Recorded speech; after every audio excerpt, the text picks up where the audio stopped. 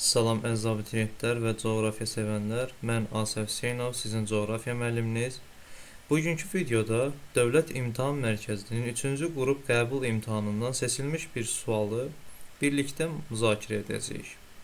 İndi isə gəlin sualımıza baxaq. Sual belədir. Xəritə sxemində qeyd edilmiş məntəqələrin hansında 22 dekabrda gündüzün uzunluğu daha az olacaqdır? İlk öncə Günəşin harda zənitdə olduğuna baxırıq. Və biz də bilirik ki, Günəş 22 dekabrda Cənub tropikində zənitdə olur. Bu deməkdir ki, Cənub yarımkürəsində yay, Şimal yarımkürəsində isə qış daxil olur. Yəni, Şimal yarımkürəsində artıq qütb gecələri, Cənub yarımkürəsində isə qütb gündüzləri baş verir. Və həmçinin biz bilirik ki, yay fəsillərində gündüz gecəyə nisbətən uzun, qış fəslində isə əksinə, gecə gündüzə nisbətən daha uzun olur. Ona əsaslanaraq, biz şimal yarımkürəsində yerləşən və qütb gecəsinə daha yaxın olan əraziləri götürməliyik. Variantlarda da baxdıqda görürük ki, buna 2 daha uyğundur.